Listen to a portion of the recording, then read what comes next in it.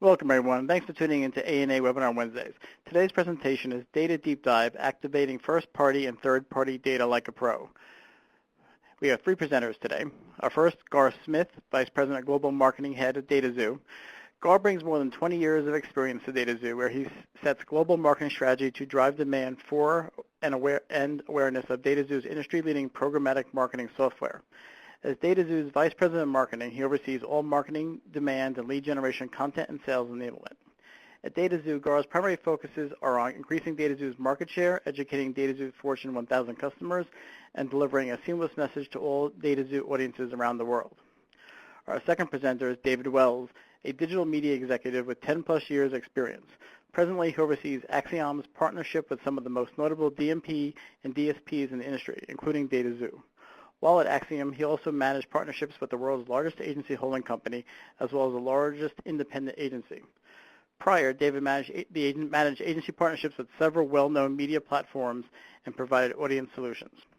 Our third presenter is Linda Harrison, a senior digital data strategist for Acxiom Corporation's partner engagement team, and often goes by the title of Data Guru.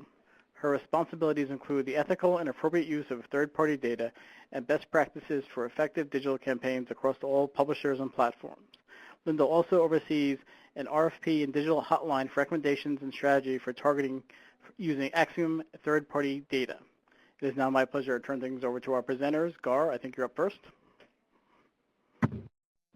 Hey, thank you very much. Thanks for having us on today. I'm going to go first, and then we're going to turn it over to David and Linda, and I'll finish it up then. Great. So I want to start off with this slide. A lot of management consultants these days are talking about behavioral economics, and that's essentially understanding how behavior explains economic decision making. The more you know, the more current that data is, the better the business decision you can make. So Gallup did a survey, and they found that companies who leverage behavioral economics outperformed their peers by 85% in sales growth and 25% in gross margin. And they're saying there's more low-hanging fruit in understanding behavioral economics than in traditional management techniques like Six Sigma and lean management. Why is it so hard?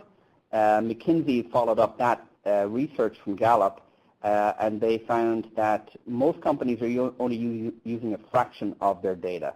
And typically the reason for that is their data is typically siloed in multiple legacy systems, and there's very little automation to plug these together. Or if there is, it's fairly traditional in how they do it. And when it's done, that data is typically stale, or there's a lot of manual intervention just to get a simple process done. So, why is this important? Forrester talk about this thing called data constellations. And data constellations are these multiple data sources that companies manage about their consumers. You have, from left to right, you have third-party verified demographic vendors, such as Acxiom. Internet history. As a demand-side platform, we look at the internet history of users, and we decide whether or not we want to place an ad in front of them in real time or not. App history. Advertising interactions is something else that a DSP or an advertising platform has. Cross-device interactions. So there are cross-device data vendors out there that are managing the interactions across different devices and the links between those devices. You've got your own website interactions. So these are visitors to your website, purchase history, social interactions, loyalty programs. And each of these different data sets come into play at different points in your customer journey. And the better insights you have into your consumers along that journey, the better decisions you'll be able to make as a business. So, why is this so hard? If you look at these different data silos, you can typically split them between your data and partner data. The challenge is that data silos are stubbornly they're stubbornly independent. It's very, very difficult for companies to bring all of these data sources into one single 360-degree view of the customer. You know, CRM systems, they're, you know, CDPs, customer data platforms, DMPs, you have tag management systems, you have, you know, on the partner side, you've got, you know, vendors like Acxiom, you've got vendors like dataxu for online behavioral data, you've got cross-device links, you've got other third-party data partners, and they typically are not integrated particularly well. And when you try to do it and bring it all into one big silo, that data is often, it gets pretty old quickly. So what we're saying today is that activation needs to be designed in to your identity management system. If you want to activate and act on data, you need to think how that data is going to be used. This is my definition, and a few others as well, I've tested this a few times, of what's required to design activation into your identity management. The first one is identifiers. So you've got multiple identifiers depending on the devices or the channels that you want to use. Cookies, mobile device IDs, TV set-top box IDs, over-the-top device IDs, email, so there's personal information as well that you can manage, IP addresses, multiple identifiers for individuals, and Linda and David from Acxiom will get into this in a few minutes. Then you need to understand who they are. There's both online data, which is what typically, you know, online, you know, DSPs, ad exchanges, and other vendors will have, as well as Acxiom. And then you have offline demographics. This is where companies have validated thousands of data points about individuals throughout the country to the tune of up to 5,000 different attributes. You know, married, not married, like cats, yes, no, like dogs, yes, no, has a mortgage, has a, you know, what level of education, things like this. And then you need to be able to connect all of that information together. And there are, you know, mainly two types of linking, links. You've got deterministic links and probabilistic links. A deterministic link is where you're logged in on an app with your email address on your mobile phone, and you may also be logged in on your tablet or on your desktop computer. That's an example of deterministic. Example of probabilistic is if I use my mobile device at home and I also use my work computer at home, you can probabilistically identify these two devices as being connected to the same person. And last but not least, you need to have all of these available in real time to be able to activate and act on this information. So with that, I'm going to turn it over to Linda and David from Acxiom, and they're going to go deep on the data side of things. Thank you. So we've talked about identity and why it's so important, but it's ever changing. You know, people in the U.S. are constantly getting married, moving, changing their names. I'm a perfect example of that. And people laugh at my story, but I was Linda Marvin, then Linda Eubank, then back to Linda Marvin, then Henry, and now Harrison. So to understand who I am with certainty across all my names, all my moves, all my addresses, all my divorces is critically important to getting the story right and treating me as the person that you really want to contact and with relevancy. So with a really good identity recognition set, you have both offline information and online information.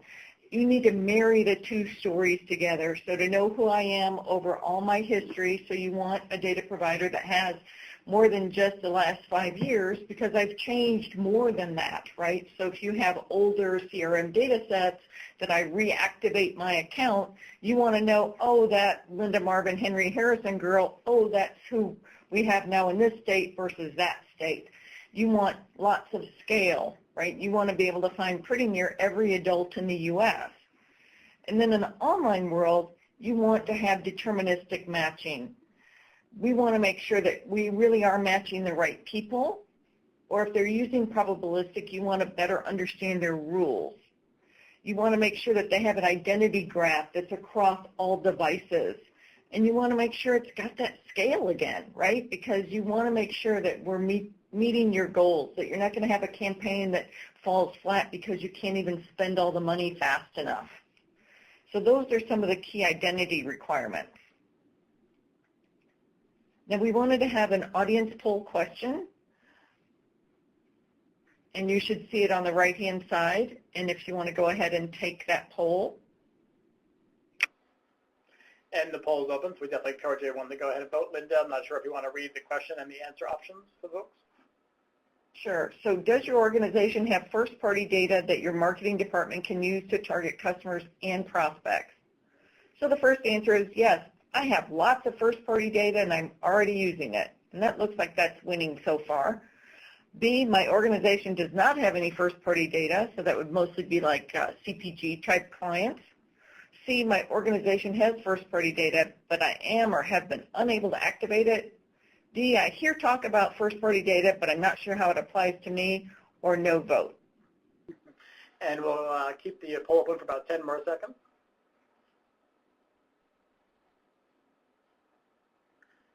It doesn't look like halfway through those 10 seconds that the A vote is going to be losing anytime soon. So I think we safely can say I have lots of first-party data, and I'm already using it as the #1 choice. Perfect. So no surprise there. You know, these national advertisers, they know what they're doing with first-party data. We want to leverage that in the online world and connect all the dots, right? So let's talk about what data is available. Well, data is everywhere. You know, 90% of the world's data was created in the last 24 months. That's pretty frightening. You know, back in the day, they talked about the Library of Alexandria that had 40,000 scrolls that were burned down. And that was a big tragedy of all the known history and knowledge of that time. Today, the Library of Congress, established in 1800, 32 million books, 61 million manuscripts, 5 million maps, 6 million pieces of sheet music, 14 million photographs. You get the idea. That's still nothing compared to how data is rapidly expanding, right? And the Internet of Things is here today. Everything generates data, from my smartwatch to my TV, what I'm viewing, to my thermostat, knowing when I'm home, when I go to bed, when I wake up, how cold I like it, to my refrigerator, sending me notices that I'm out of milk or low on eggs, right? And it's not just apps that are driving all this data, it's those other things like your TV and like your refrigerator. And we really want those data-driven experiences. We want data to inform our lives and make it better, not just scare us when we get a notice that says, oh, maybe you'd like this. And you're like, how did they know that I might like that? We want it to be a full reflection of us and not have any spookiness in the background, but we also want it to help us do things quicker, better, cheaper. So there's really 5 types of data out there. There's first-party data, which everyone already says they're accessing today. There's second-party data, which might be working with another data source. So you're working with one of your partners. You're a large credit card company and you're working with one of the airlines and they're going to give you their mileage club members. That would be second-party data. There's third-party data, which would be a data provider like Acxiom or many of our competitors. So they have both known data and modeled data. So known would be some of those core demographics that we know about people, and then lookalikes is the modeled data where you might have a small data source that then you model and score the whole U.S. for it. And then you can always do custom models. So typically they're based on first-party data and then scaled out to the whole U.S. so that you've got that kernel of truth that only you knew, but then now you can target people who look just like your best customers. Now, we've mentioned deterministic versus probabilistic matching earlier. So We'll just go over it a little bit longer with what's in a deterministic data set. As Gar mentioned, you typically have a match between two data sets using unique identifiers. Typically, we're using PII, personally identifiable information, where someone logged into a site using either name and address, email address, or phone number. Maybe they did a purchase and they had something delivered, or they signed in, registered somewhere. Typically, the scale can be slightly lower because we don't log into sites every minute of every day, but it does have that increased accuracy going for it. On the probabilistic side, it's more inferred and modeled based on some algorithms, where many times it's hard to get underneath the covers on how that inferences are being done. So as we mentioned, it could be based on Wi-Fi connections, where you go frequently. So if we see that this phone goes to the same location time after time, we start to associate that with a unique person in the household, or web visits that you've made. You do get increased scale with it, but there can be a reduction in accuracy. Maybe it's 90% accurate. But that's, the price you pay to get that larger scale. There's also offline data versus contextual data. So offline data is about real-world behavior. So, in the banking world, we always talk about capacity, propensity, and affinity. So do you have the ability to buy something? Well, I know about your offline behavior, what you've done in the past, and if you own a home, how much is it worth, things like that. Do you like those types of things? So do you have that propensity, an affinity for the brand, or propensity for that product? Typically, they're really long-term needs, wants, lifestyles, and they're larger consideration purchases.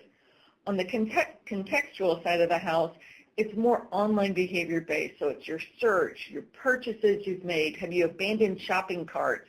It can be really short term, and it may not be what you're really thinking about buying. It can be something I saw in the parking lot that I want to know more about. Or my husband asked me a question, and I'm like, I don't know, but Google knows, right? So it can be very quick things like my travel, where you have to make a really quick decision if you want to get back in front of somebody right away because they're going to book that trip to Hawaii today. So it's a continuum of how offline and contextual data can bring together the story for that consumer. Here are the types of known data attributes that are out in the universe today. So things about the person, so things like their age, gender, education, occupation. Things about their household, so do they have kids? How old are the kids? What kind of income do they have? What things do they buy? What stage of life are they in? So there's lots of life stage segmentation systems. There's sort of a quick and easy way to find the consumers you're looking for without doing all the heavy lifting yourself. Do they own a home? How much is it worth? What types of hobbies and interests do they have? What type of wealth are they associated with? Do they pay with credit, pay with cash? Do they invest in real estate? Do they have liquid investable assets?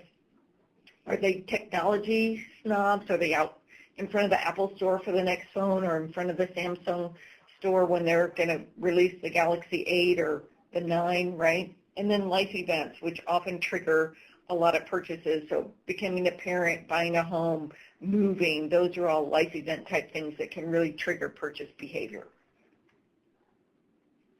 A few quick case studies of how demographic data can really help you target smarter.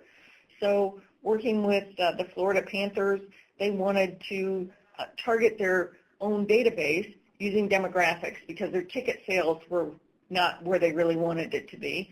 But so they better understood what their best ticket buyers looked like, who was renewing, who wasn't, and then went after the same demographics of those consumers. And they had a 7.5 return on ad spend. For a large automotive company, we worked with them to target females for a campaign because they really wanted to go after the female executives in the household. And they found that they exceeded their sales goals by 107% with a 3.8 million return on investment. A leading investment firm, they really wanted to target using some of those core demographics of age and gender and income. They reduced their cost per account by 40% just by targeting smarter and getting rid of the people that didn't have the capacity to purchase their product. And then automotive had really poor online performance. They weren't targeting the right people. They didn't have the affluence to purchase their product. It was a higher end car, and so they saw a 50% increase in click-through rates just by adding in some affluence behavior from what their capacity in the offline world is. And then just a couple more quick ones for a home builder. So again, these are the larger ticket items that we target mostly. We created a custom model for them, and they had a 3-time response rate from their previous campaigns and a 13-time return on ad spend. For an airline rewards card, we built them a custom model, so that 5th type of data. They reached 64% of their customers that way, and 4,000 new cards were approved. Again, they were using demographic data, their proprietary offline information to help them make sure that these people get approved and not just clog up the back end with a whole lot of applications that you have to turn down and make people mad. So that brings it back to you, Gar. Linda, awesome. Thank you very much. Okay, I want to introduce this concept of the activation gap. Let me just load the slide first so everybody can see. So typically what you will find in an advertiser or a brand or a marketer is that they will have different systems of record. You'll have your CRM system. You may or may not have a DMP. You may or may not have a mobile app which would have an SDK associated with it, which may be feeding an internal database. The partner data that you work with are companies like TapAd or Drawbridge who are able to provide these links between devices. You may or may not be working with an Acxiom or another data provider. You may or may not be using different third-party data segments in your advertising, and you may be using one or multiple DSPs through your agency or directly engage yourself. So when you try to activate, typically you're trying to activate, and if I go back 5 years, these systems of engagement were very much siloed.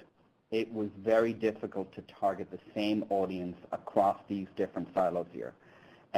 It's getting more and more easier to do so, but I wouldn't say that it is without some heavy lifting today, depending on who you're working with or what systems you're using. So if you're trying to activate your data on desktops, you're primarily using cookies as the identifier. For mobile devices, it's going to be mobile device IDs or cookies. For the different flavors of TV, you have addressable TV, which is set-top boxes where you can deliver ads individually to that set-top box, depending on what you think that person in that particular household has an interest in. And that ad is typically different from the neighbors, the ad that the neighbor will see. So when you're looking at a commercial break today, it's 8-10 ads long. The last ad in that break is typically delivered programmatically today, and that is continuing to increase. Connected TV, so we have what's called these over-the-top devices like Roku, Apple TV, etc. Which from DataXu's perspective, we serve ads on connected TVs in a very, very similar way to how we would serve an ad on a video ad on a desktop or a mobile device. It's a very, very similar process, just different inventory suppliers. And then even with linear TV, there's some level of data-driven activation that you can do as well. You move over to native or social. Typically, these systems are what you call walled gardens. Some of them are very walled, but it is possible to deliver your audiences from your systems of record into those platforms. It's not always possible, and it's usually not possible, to get any data back out of that can be verified by a third party. But you can definitely retarget within these platforms. And finally, audio. We've got Spotify, TuneIn, Pandora. More and more channels are being programmatically addressable and they're continually added. So let me talk about this activation gap a little bit more. Typically, the activation gap is caused by a few different challenges that marketers have. So the first thing is disconnected identifiers. So you'll typically, if somebody visits your website, you'll have their cookie. You may not have their mobile ID. You may not have their TV ID, or even their email address. Going over to the right, typically the data that you will have. So let's say that I've got first-party website visitors. I will understand a little bit about, if I'm working with a DSP, my DSP will understand where that person or where that cookie has been seen before. Have they been seen on ESPN, CNN? Are they interested in clothing, entertainment, sports? So you will typically know that information, but trying to tie that information over to an age bracket, or do they have a mortgage or not have a mortgage?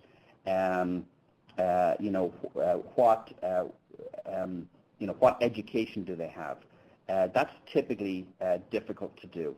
Then down on the left, if you have disconnected identifiers and your data is limited in terms of attributes, it's difficult to do things like scaling your audiences, which is a problem that all marketers have. Take, for example, an automotive company, Toyota. Toyota's not a customer of ours. Toyota wants to increase the number of people who are browsing their new Highlander webpage. The ability to develop lookalike models to go after customers who look like their best customers is really difficult if you can't connect devices and understand what people are doing, what their best customers are doing across devices, and what their best customers look like in terms of demographics and behavioral information. Then it's really difficult to build accurate lookalike models based on that. And finally, you have this problem with latency, where when you have these individual silos, the ability to transfer data between those silos and have CRM inform the DMP, or have the DMP inform the DSP, or even have your DSP, so your advertising platform, which is listening for people out on the internet, looking at what they're doing, observing which websites they're interested in, have they suddenly got into a buying mode for an automobile or not, having that external data inform your internal systems as well. There's a latency gap that if there even is a link, there's probably going to be a latency gap as well. So let me go through two different examples here. One is relatively simple, and yet we have an activation gap. And the other one is much more complex, where we have a bigger activation gap. In fact, it becomes very difficult to do. In the first example, I want to talk about how we would move from retargeting a segment in your CRM system, which typically has highly accurate data that you know your customers, and you want to target them offline. You want to target them online with display advertising or even video advertising. And the second example I'm going to go through, and this should say first-party data, example, website visitor, to an omni-channel engagement, not a display ad. Sorry for that. But this is where you have segments in your data management platform, and you want to activate those segments on a people-based marketing level. So you want to engage people on desktop, on mobile, on TV, and on social. So let's kind of dig into some of the challenges that you'll find when you try and do that today. So in the first example, we have a segment in our CRM system.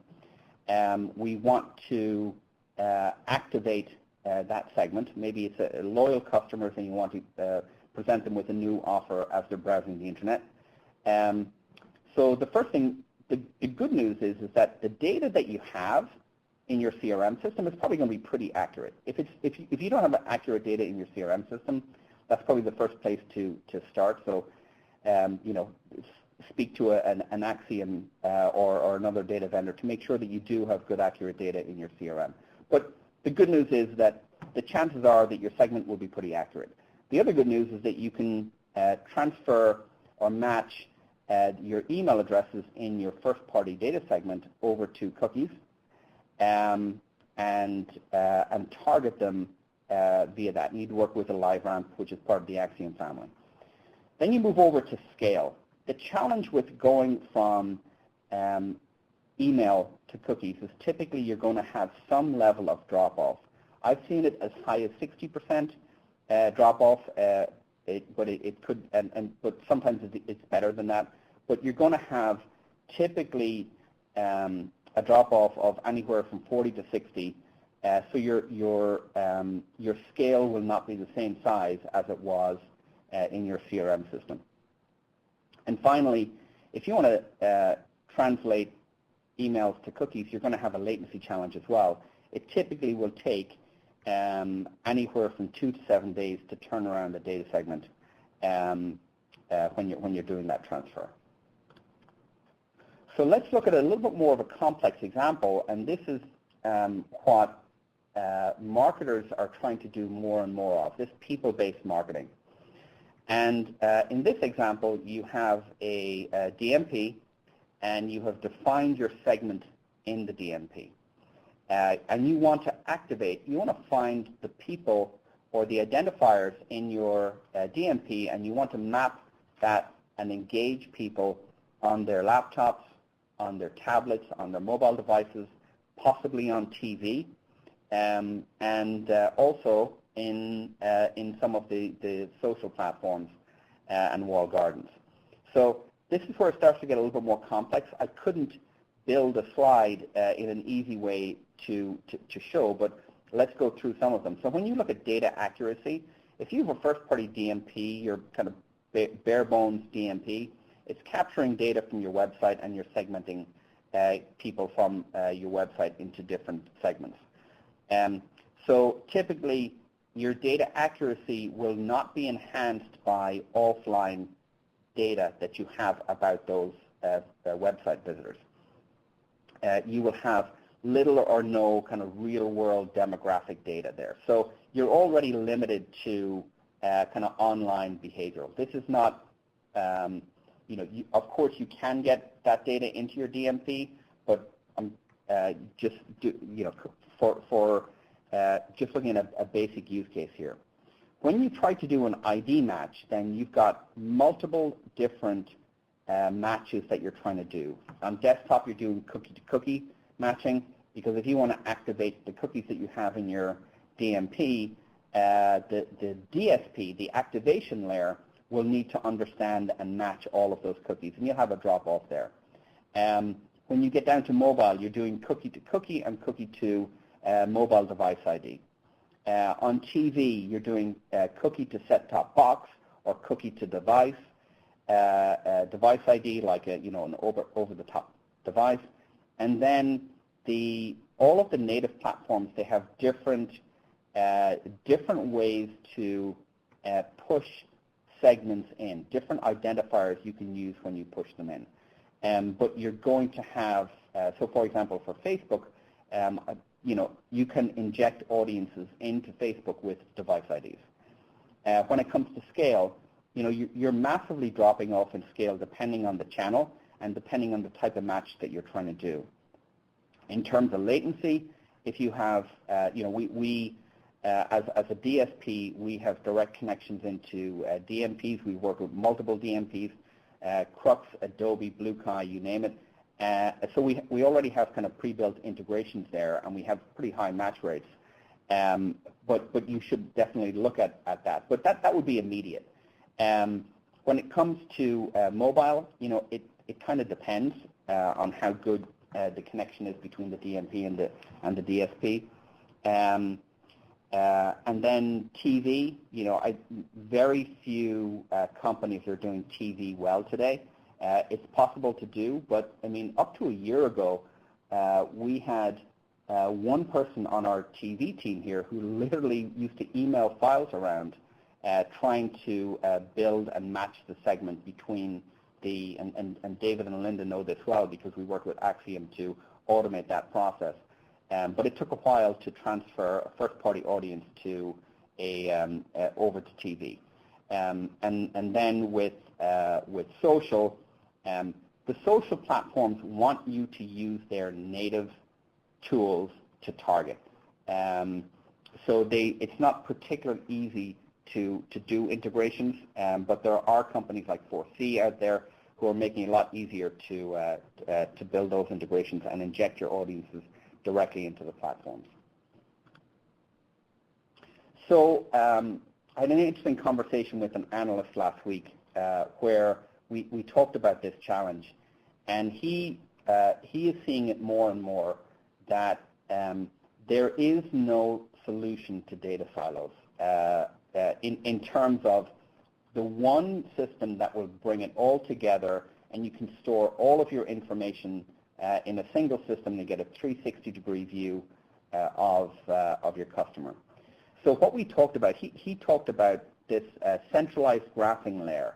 He's seeing it more and more. I believe everybody knows what a graph is on the call, but a graph essentially is links between identifiers and attributes.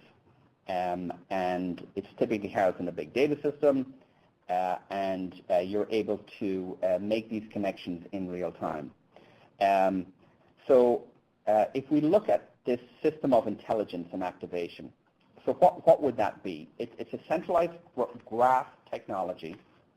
You need to have open APIs both on the bottom and on the top of this, where you can both ingest data from different sources, as well as push and syndicate audiences out into different engagement systems. And you also want to be able to do things like augment that data. So if the reason that dataxu and Acxiom have partnered is that we wanted to augment our online data with offline demographic data, as well as the online behavioral data that Acxiom has as well. You want to be able to model and scale your audiences. So if you can accurately describe what your ideal customer profile looks like, and you have a rich set of data, then you're able to do really robust and accurate lookalike modeling based on that data. And I'm going to present a case study here at the end that shows that you can get incredible results, better than retargeting, when you use high fidelity data. You want to be able to syndicate your audiences out into different platforms. And of course, the other benefit of this is when you have this great data, you have incredible insights into who your customers are, not just within your own four walls, but also what they're doing in different platforms. So, so four last slides. I'll get through pretty quickly. The criteria for best-in-class data activation. So I've identified four. There may be more, but these are what we see here at dataxu. The first thing is you want to have good links between your devices. You want to be able to, if you're just using the Facebook device graph, there are people that you're not hitting with that. There are people who don't use Facebook or who don't log into Facebook. So you want to be able to leverage data sources from other companies, Tapad, Drawbridge, Verizon, Comcast are getting into this now as well. If you can bring different linked data sets together and curate them, you can have a really robust people-based marketing strategy, or at least a basis for one. Attributes. You want to have as many real-world validated data attributes on people as possible. This will inform your modeling in an incredible way. Intelligence. Then you need to be able to take that people-based data that you get from the links, linking devices together, linking attributes together. That allows you to analyze that data, to really understand it, model it, build lookalike models based on that data, and scale scale your audiences up and to find new customers. And finally, you need to be able to syndicate that into different platforms, including the walled gardens. So 3 last slides, all on one particular customer that we have. It's a luxury auto brand that's a dataxu customer. They were one of the first customers to start working with us when we partnered, after we partnered with Acxiom. We've all seen graphs like this before. This is where, simply these are segments that index high versus segments, third-party segments, third-party data segments that index low again on your campaign. This campaign we had both an awareness and a driving actions portion of the campaign. So I'm not going to spend too much time on this. This is somewhat interesting. The customers marketers tend to get a lot out of this, and it tends to inform the next campaign. This was another example where we looked at the highest performing segments and the lowest performing segments. But the last slide is probably the most interesting from a results perspective. So if you start on the left-hand side here, we had 2 different tactics on this campaign. We wanted to drive awareness, and the KPI was video completion rate. And we also wanted to drive actions on the website. So this could have been configure your car, sign up for a test drive, sign up for financing. And we treated both of these segments in a similar way. The first thing we did was we brought those cookies and some device IDs in from the DMP into our centralized graph technology. First of all, we augmented those cookies so we could light up those cookies and identify devices attached to them. So now we can see the people, or all the devices attached to those people. The next thing we did was we enhanced those graphs of individuals with offline and online Acxiom data. And finally, we were able to run lookalike models based on this real-world demographic data and create highly expanded but highly accurate segments. The results were incredible, and these are still kind of beta results.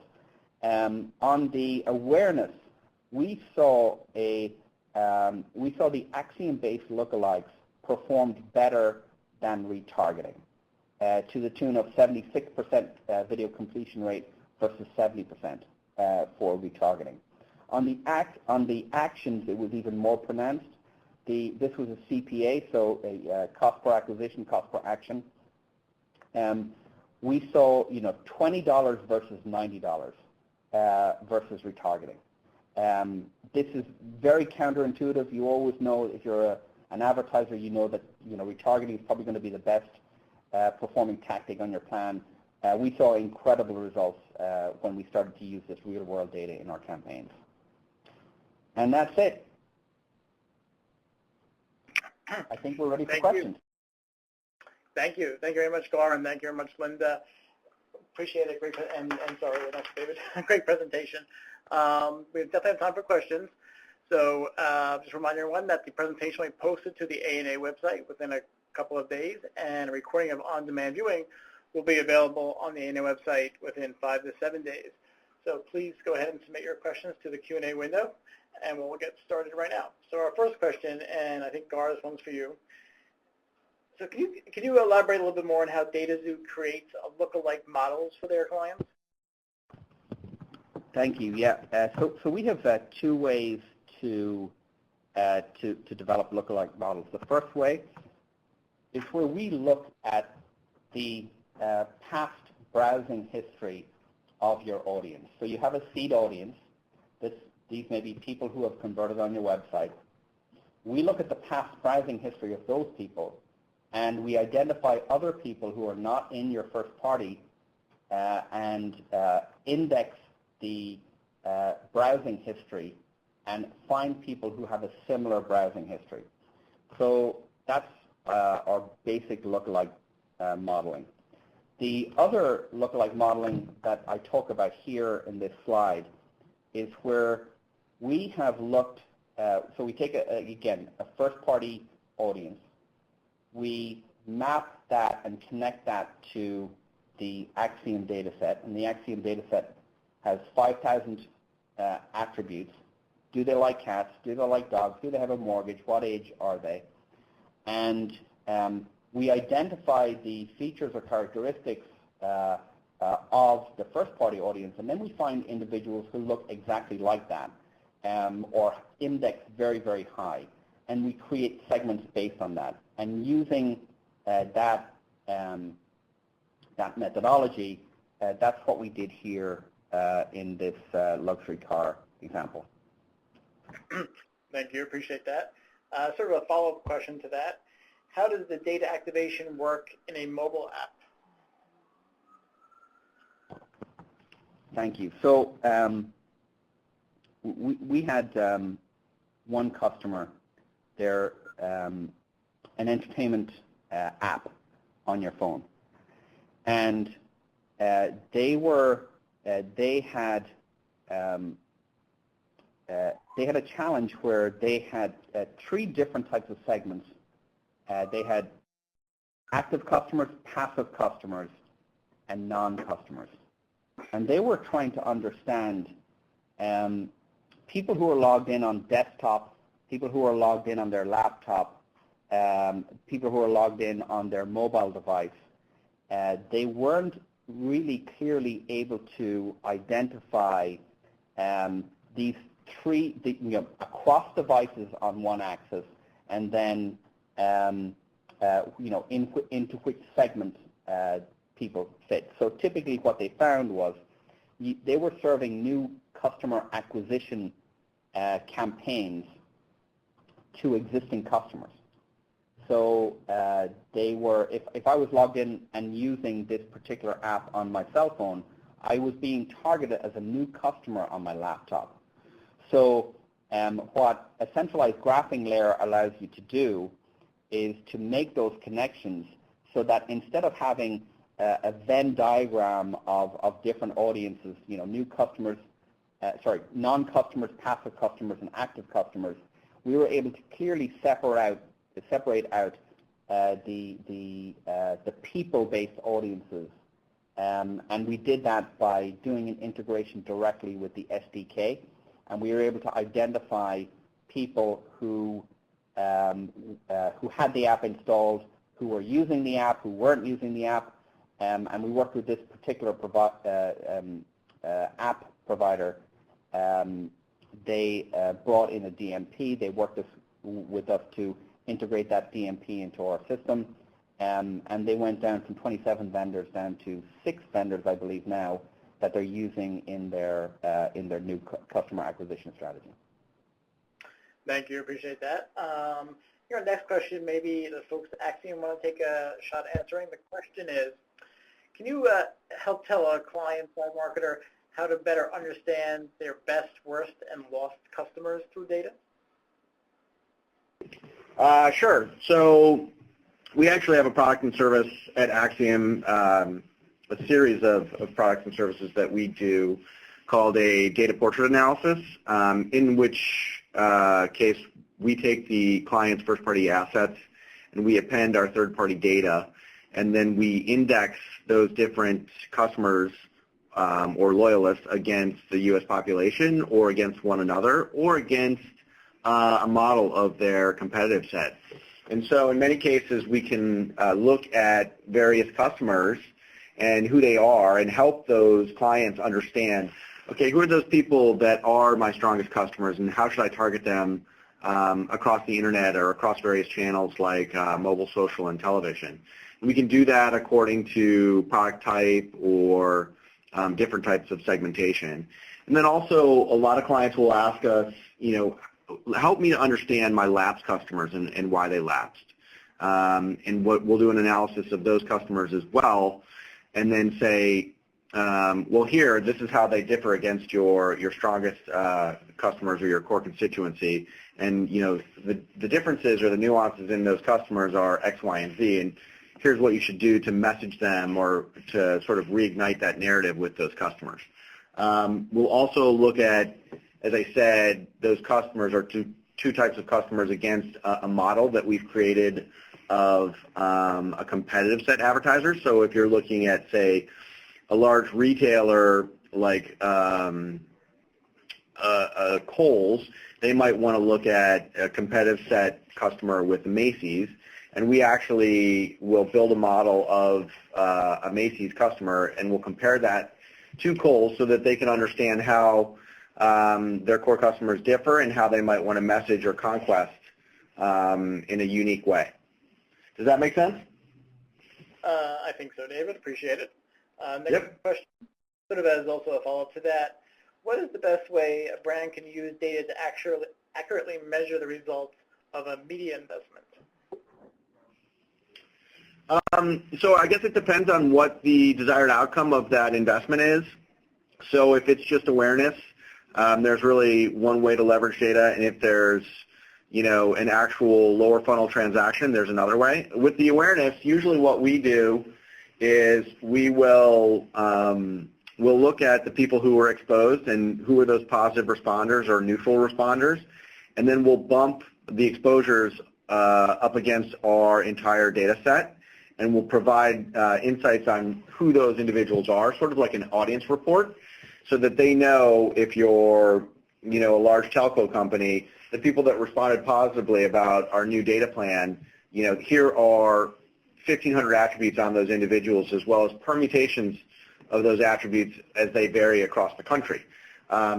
Additionally, if a client has first-party offline transaction data, many times you can take exposure information from a programmatic partner like a dataxu, and you can actually marry that to offline transaction information, and you can close the loop on those people that were exposed, although didn't interact with an ad, however walked into a store and made a purchase. And after they make that purchase and we close that loop, we can do an analysis of those customers as well, so that they can understand those people who responded positively to that messaging. Thank you very much. With a couple minutes left at the top of the hour, we'll get a couple more questions in. As people consider submitting further questions, just want to remind everyone that the presentation will be posted to the ANA website within a couple of days, and a recording for on-demand viewing will be available on the ANA website within about 5 to 7 days. So in this question, I'll kind of just throw open to the floor. How does a brand really leverage the data across multiple platforms, whether that's display, mobile, social, TV, etc.? I'd just like to get some thoughts from each of you. Sure. This is David. Data is usually available in a variety of platforms, whether it's programmatic, mobile, social, TV. There's usually a variety of different data sets, Acxiom third-party offline data, or different types of endemic data types in those platforms depending on who they are. And when you use a data provider like an Acxiom, there are also other competitors of Acxiom out there, many times you can they will have a UI where you can create an audience and then activate it across different platforms, so that you're actually able to target the same audiences across those different channels, as opposed to targeting them in silos where you're not sure if there's any overlap or not. And we really see when clients actually take this approach, the sort of omni-channel approach that is the nomenclature a lot of people use, we actually see massive dividends on media investments that leverage, two channels together, whether it's programmatic and TV, whether it's programmatic and social, you name it. But usually there's a central UI, or usually you have a platform where you can consolidate most of your media spend and activate the same segment across multiple channels, like a dataxu. Well, I would add to that there's another burgeoning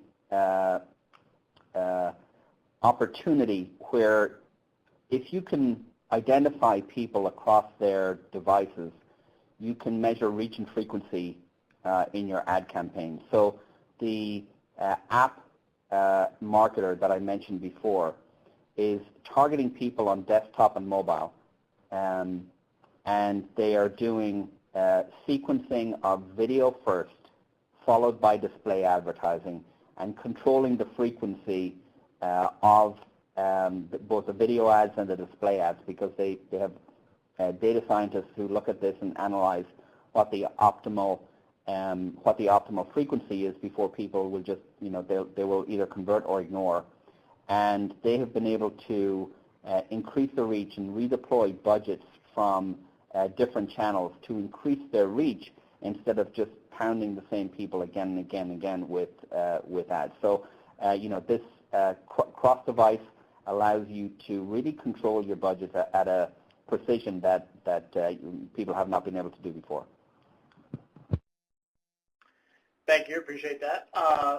With our closing minutes here, I'd just like to kind of get last final words of any sort of golden nugget piece of information that you'd like to leave our attendees with. I don't know if Linda is still with us, but if she is, she can take that first. If not, maybe we'll go to David for that first. Nuggets of information.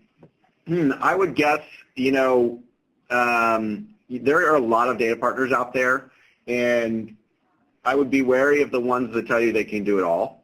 I think when Linda was talking, she was talking about offline data sets and their value to marketers and sort of a spectrum of, where we fall. We find that we add a lot of value when we're targeting people who are in market for high consideration items. And there are other data providers out there who might solve solutions that we're not as proficient. So I'd say when you vet your data partners and depending on what you're looking to do and what your core offering is, I would ask them those hard questions, and if they seem to have an answer to all of it, I would be wary of it. I would focus on, those specific data partners who have really core competency in a specific niche or solution. Great. Thank you very much. Gary, you want to take a shot at a golden nugget piece of information for our attendees? Exactly. Great. Golden nugget. It's not about aggregating as much data as possible. It's about aggregating different types of data and testing that data, testing and learning. But as you aggregate data, do it with a purpose. Don't just bring a platform in and aggregate as much data as you can from multiple different sources. If you can't activate it, that's a lost opportunity, and it's a dead investment. So as you aggregate your data, do it with activation in mind, and always be testing and learning.